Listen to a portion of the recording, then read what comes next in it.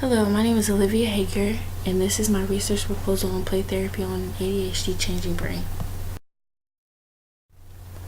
What is ADHD? Attention Deficit Hyperactivity Disorder is a brain disorder with a constant pattern of hyperactivity, impulses, and inattention that interferes with the function and/or development. According to the National Institute of Mental Health, the symptoms of ADHD show up as early as elementary school, ages 3 to 6, and continues through adolescence and adulthood.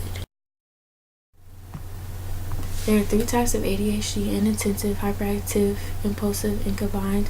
Inattentive symptoms get distracted easily, having poor concentration in organizational tasks. Hyperactivity, never seeming to slow down, talking and fidgeting, difficulty staying on task, interrupting, and taking risks. And combined is both of them put together. Background information. A neuropsychiatric EEG-based assessment aid system can help calculate the theta and beta brainwaves that are significant in adolescent children with ADHD. The data collected helps by placing children in an appropriate ADHD group: inattentive, hyperactive, impulsive, or combined. The NEBA equipment uses a special stick with electrodes to collect data. NEBA is based on the electroencephalogram EEG, which measures electrical brainwaves. Family therapy is an important part in treating ADHD patients. Family therapy allows for the family to learn how to deal with certain symptoms before and how to maintain equilibrium in the household.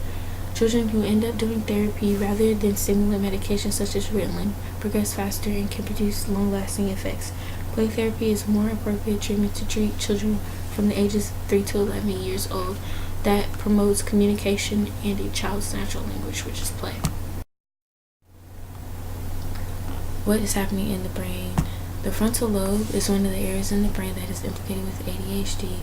The frontal lobe is involved in memory, impulse control, attention, and a few more responsibilities. With an ADHD brain, parts of the frontal lobe may develop a little later and appear a little bit smaller. The prefrontal lobe is implicated in a variety of behaviors that include planning, personality development, perception, and other complex behaviors. The PFC is the intersection where all judgment, attention, behaviors, and emotional responses operate, but in an ADHD patient, the intersection is unregulated, causing for various thoughts going in and out instead of being regulated or controlled.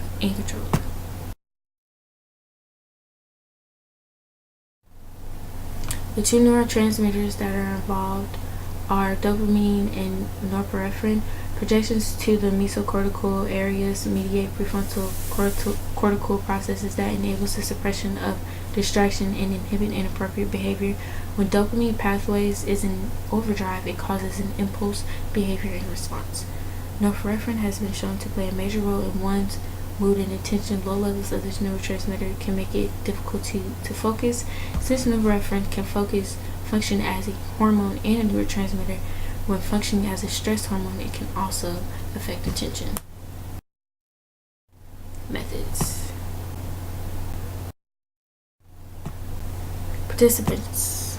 50 elementary school students ages 6 to 12 will be participating in the study. An email was sent out school-wide to parents asking if they would like to participate in this study, and that it also involves a 15 to 20 minute neuropsychiatric EEG-based assessment aid, which helps diagnose ADHD. The consent form also had a link to the video about NEBA and how it works in the procedures. If parents want to continue with the study, they will be led to the rating scale called the Children's Symptoms Inventory that screens for emotional and behavioral symptoms of childhood disorders for both parents and teachers.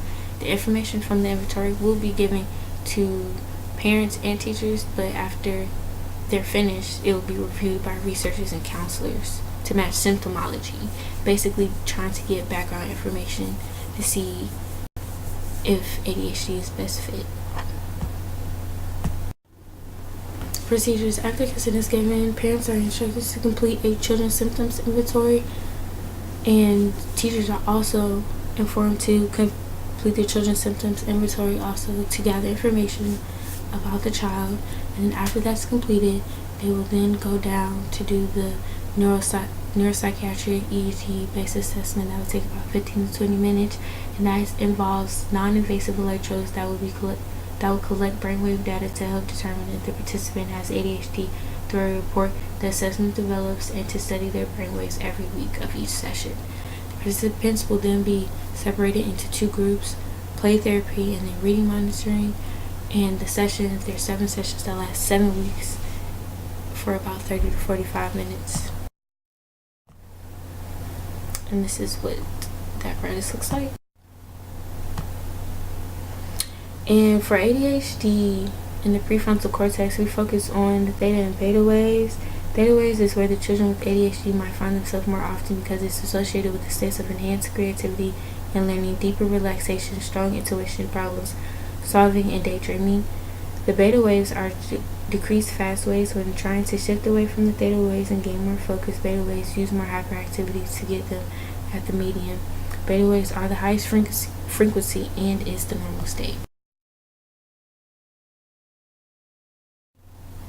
Procedures continued.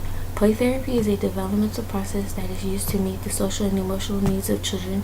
It offers a child the ability to communicate feelings through the language of play, and counselors will be using child-centered play therapy to help facilitate the session. During the play session, a play therapist checklist will be filled out to help categorize the nonverbal and verbal responses and be able to place the student in different verbal categories. For the CCPT categories is reflecting content, tracking behavior, decision making, self-esteem building, facilitating relationship.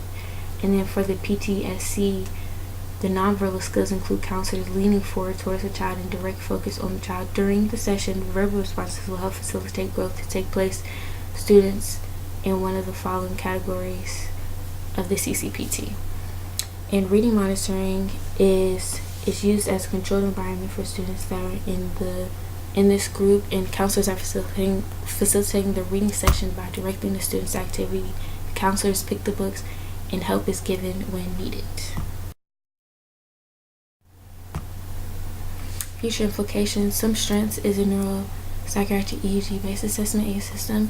It is very new, it's very quick, and it's very easy. It's easier than EEG, and it's very recommended to be used by a lot of researchers for younger children. Play therapy is better than drugs because play therapy, you can get natural communication from the child and an interaction, and you can actually see progress instead of trying to block it off.